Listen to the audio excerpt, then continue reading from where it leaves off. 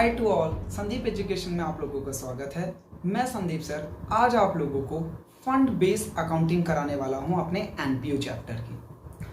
तो हम लोगों ने पहले भी डिस्कस किया था कि हम एक एक करके टॉपिक सारे करेंगे। तो आज मैं आप लोगों को एनपीओ में फंड बेस्ड अकाउंटिंग के बारे में कराने वाला हूं।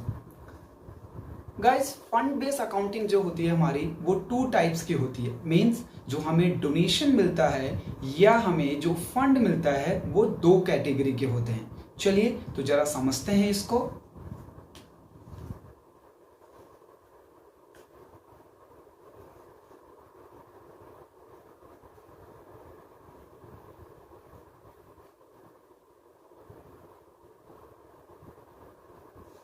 जो भी हमें डोनेशन मिलता है या जो भी हमें फंड मिलता है वो दो कैटेगरी का होता है। ठीक है, एक होता है बच्चों जर्नल कैटेगरी का और एक होता है स्पेसिफिक कैटेगरी का।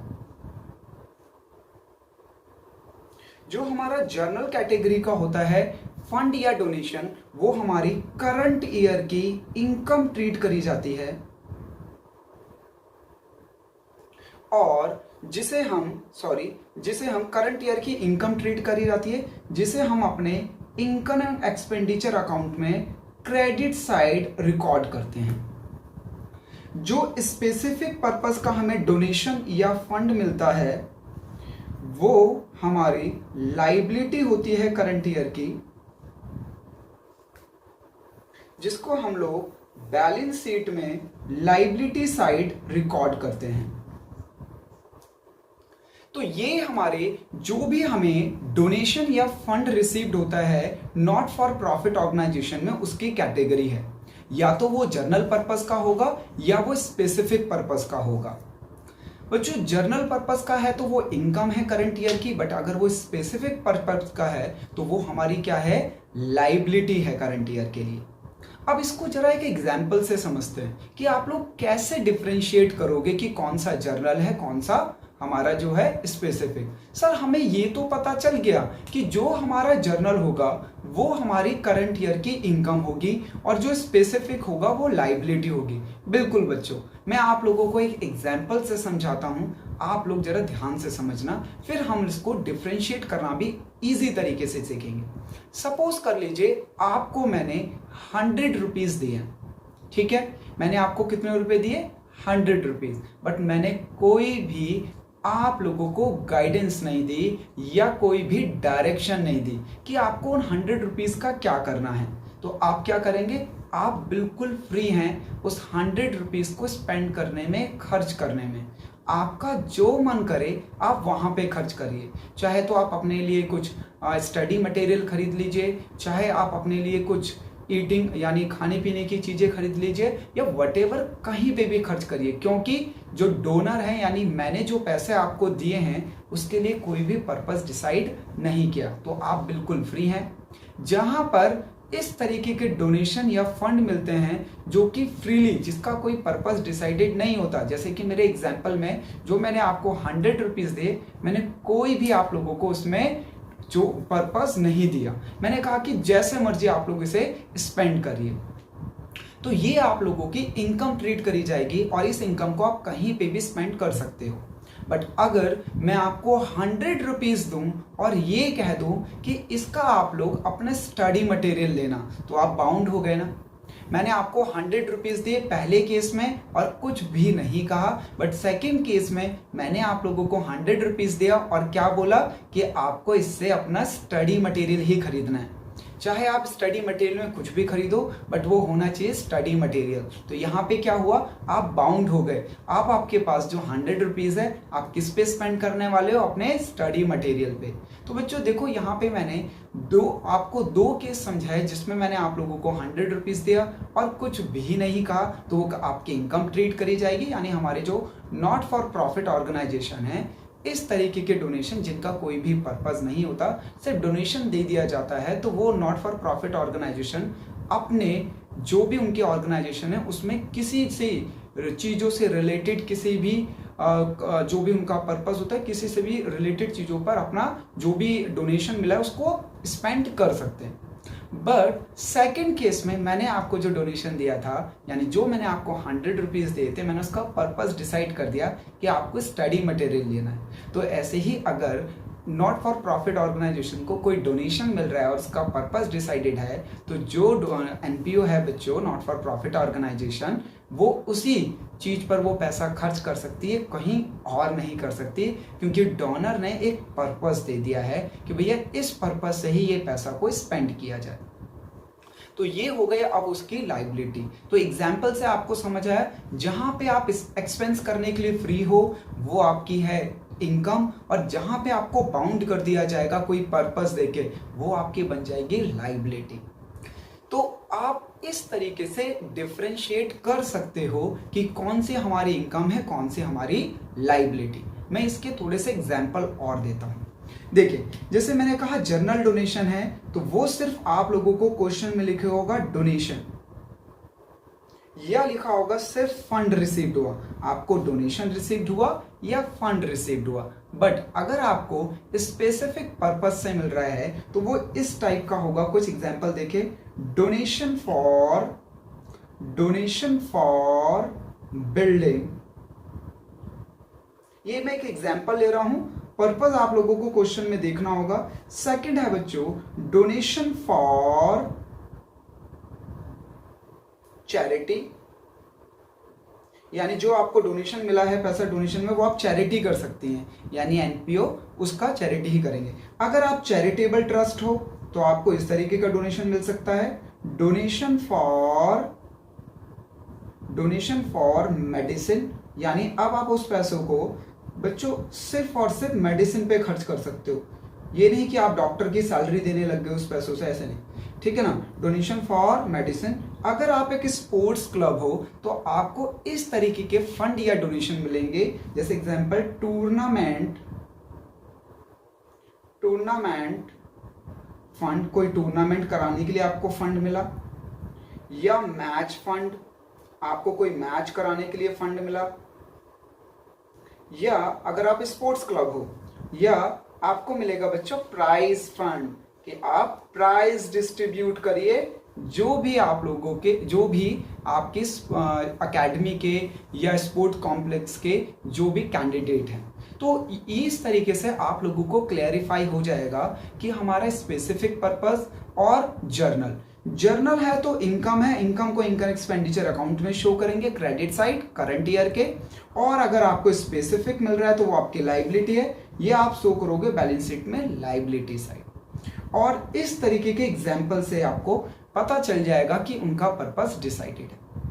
अब ये बात आई कि सर इन्हें हम लोग अपने फाइनेंशियल स्टेटमेंट में जो हम लोग नॉट फॉर प्रॉफिट ऑर्गेनाइजेशन की बनाएंगे उसमें किस तरीके से रिप्रेजेंट करेंगे। तो ध्यान से समझिए, अगर आपको एक डोनेशन मिल रहा है और उसका पर्पस डिसाइडेड है तो वो लाइबिलिटी है। अब उससे रिलेटेड जितने भी डोनेशन या फंड आपको मिलेंगे वो सब लाइबिलिटी काउंट किया जाएगा, ठीक है ना। और अगर कोई पर्पस डिसाइडेड नहीं है तो वो आपकी इनकम है, आप इनकम एक्सपेंडिचर में अपने क्रेडिट साइड दिखाएंगे। बट अगर आप लोगों को उसका पर्पस डिसाइडेड है तो लाइबिलिटी।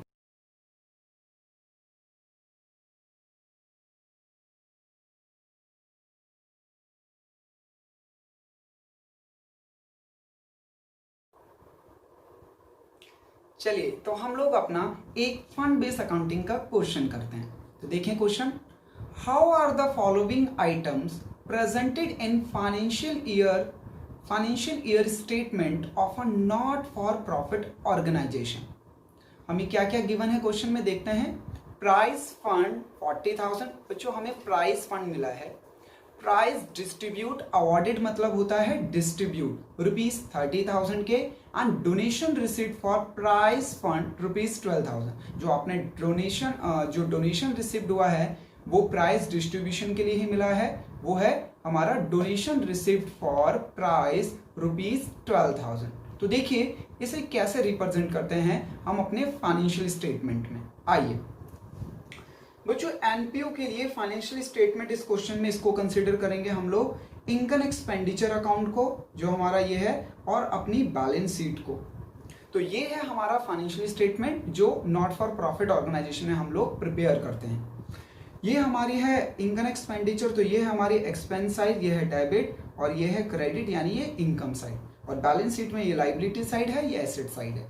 तो जो आपको डोनेशन मिला है, अब आप लोगों को उसके नेचर के अकॉर्डिंग ये बताना है कि ये सारी आइटम हमारे फाइनेंशियल स्टेटमेंट में किस साइड किस किस जगह पर रिकॉर्ड करी जाएगी। तो देखें, सबसे पहले मिला है मुझे प्राइस फंड 40,000 रुपीज। तो आप लोगों को पता है ये जो हमें फंड मिला है इसका पर्पस डिसाइडेड है, किस लिए मिला है ये हमें, प्राइस फंड। तो ये हमारी लाइबिलिटी है, मैंने आप लोगों को बताया था। तो यहाँ आ जाएगा बच्चों ये लाइबिलिटी साइड हमारी प्राइस फंड।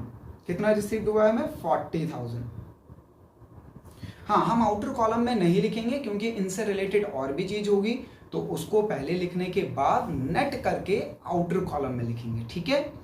अगली आइटम जो हमें रिसीव्ड हुई है वो क्वेश्चन में जो अगली आइटम है क्वेश्चन में वो लिखी है बच्चों प्राइज अवॉर्डेड। प्राइज अवॉर्डेड मतलब होता है कि हमने कितना प्राइज डिस्ट्रीब्यूट कर दिया। तो हमें एक तो सबसे पहले ध्यान से समझेंगे, हमें डोनेशन में प्राइज फंड मिला। प्राइज फंड किस लिए मिला, प्राइज डिस्ट्रीब्यूट करने के लिए, यानी प्राइज डिस्ट्रीब्यूट करना हमारी लाइबिलिटी है। अब हमने उसमें से 30,000 के प्राइस डिस्ट्रीब्यूट कर दिए, तो हमारी लाइबिलिटी कम हो जाएगी। It is not our expenses, ये हमारे एक्सपेंस नहीं है, ये इनकम एक्सपेंडिचर में नहीं आएंगे। क्योंकि मैंने आप लोगों को एग्जाम्पल दिया था जो अभी, उसमें मैंने आपको 100 रुपीज दिए और कोई भी पर्पस नहीं बोला, तो आप जैसे मर्जी उसे खर्च करिए। बट जब मैंने आप लोगों को पर्पस दे दिया तो वो लाइबिलिटी हो गई। तो जैसे जैसे आप उन पैसों को खर्च करते रहेंगे सेम पर्पस पे, आपकी लाइबिलिटी डिक्रीज होती रहेगी। तो इसको हम लोग लेस करेंगे यहां से, प्राइस डिस्ट्रीब्यूट जो हमने अवॉर्डेड, यानी अवॉर्डेड मतलब डिस्ट्रीब्यूट कर दिए, तो हमारी लाइबिलिटी 30 से कम हो गई। तो अब हमारी लाइबिलिटी कितनी बची, 10,000 की।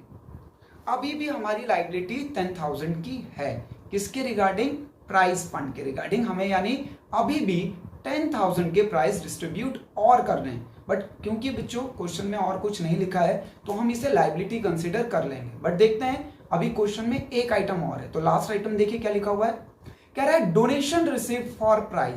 ओहो, हमें एक और डोनेशन मिल गया, बट किसके लिए मिला है, प्राइज ही डिस्ट्रीब्यूट करने हैं हमें। तो देखिए अभी तो हमने प्राइस डिस्ट्रीब्यूट नहीं करे, तो ये हमें एक और मिल गया, सेम पर्पस है और इसका पर्पस डिसाइडेड है कि हमें प्राइज के लिए ही मिला है। तो ये जो मिला है हमें donation, donation for prize, donation for prize, ये भी हमारा लाइबिलिटी हो जाएगा। तो हमारी लाइबिलिटी थी 40 की, तो हमने प्राइस डिस्ट्रीब्यूट कर दिए थे, तो हमारी लाइबिलिटी डिक्रीज हो गई, तो कितनी बची, 10। बट जब हमें डोनेशन मिल गया 12,000, तो हमारी लाइबिलिटी और इंक्रीज हो गई। अब हमारी लाइबिलिटी हो गई 22,000। ये लीजिए, तो इस पूरे में सिर्फ इस तरीके से हमें रिप्रेजेंट करना होता है बच्चों। ये क्वेश्चन 3 मार्क्स में हमारे एग्जाम में आता है। इस तरीके के क्वेश्चन छोटे छोटे और 3 मार्क्स में पूछे जाते हैं। तो ये आप लोगों ने देखा, एक बार आप लोग और कंसीडर कर लेंगे। हमें प्राइस फंड मिला 40,000, तो पर्पस डिसाइड था, तो हमारी लाइबिलिटी हो गई। फिर हमने कुछ प्राइस डिस्ट्रीब्यूट कर दिए, तो वैसे तो ये हमारा एक्सपेंस है, हमें इनकम एक्सपेंडिचर में आना चाहिए था डेबिट साइड, बट हमें जो इसके लिए स्पेसिफिकली पैसा मिला है, तो हमारा एक्सपेंस कैसे होगा, ये तो हमारी लाइबिलिटी डिक्रीज हो रही है, क्योंकि हमें किसी ने बोला कि ये लो भाई इतने पैसे और इस चीज पे खर्च कर देना, तो वो हमारा खर्चा थोड़ी ना हुआ, मैंने अपने पैसे थोड़ी ना खर्च किए हैं, मैंने तो किसी के दिए हुए पैसे खर्च किए हैं। तो ये क्या था, किसी ने मुझे पैसे दिए कि इस पर्पस से आप खर्च कर देना, तो मेरी लाइबिलिटी हो गई, क्योंकि मुझे उसी पर्पस से खर्च करना है, और मैंने खर्च कर दी तो मेरी लाइबिलिटी खत्म हो गई। अब वो पर्सन आके अगर मेरे से पूछेगा जो डोनर था, तो मैं कह दूंगा आपके पैसे मैंने इस चीजों पे खर्च कर दिए जो आपने कहा था, तो ये कोई मेरा एक्सपेंस नहीं हुआ। ये किसका हुआ, ये उसी पर्सन का जिसने मुझे दिया था, जो मेरे पे लाइबिलिटी थी, तो मैंने एक्सपेंस कर दी। अभी भी मेरी लाइबिलिटी उसके रिगार्डिंग 10,000 की बची थी, बट क्वेश्चन के अकॉर्डिंग मुझे एक और डोनेशन मिल गया, तो मेरी लाइबिलिटी हो गई 22,000। तो बच्चों इसको टोटल नहीं करते हैं, याद रखना यहाँ पे हमारे इनकम एक्सपेंडिचर में कुछ भी नहीं आया, क्योंकि कोई भी हमें करंट ईयर की इनकम या करंट ईयर का हमारा expense in the given question नहीं था। तो कैसा लगा आप लोगों को क्वेश्चन, प्लीज कमेंट करें, और अगर कोई आप लोगों को इससे रिलेटेड डाउट है तो वो भी डिस्कस करेंगे हम लोग। आप प्लीज कमेंट बॉक्स में कमेंट करें। Thank you for watching. जय हिंद गाइस।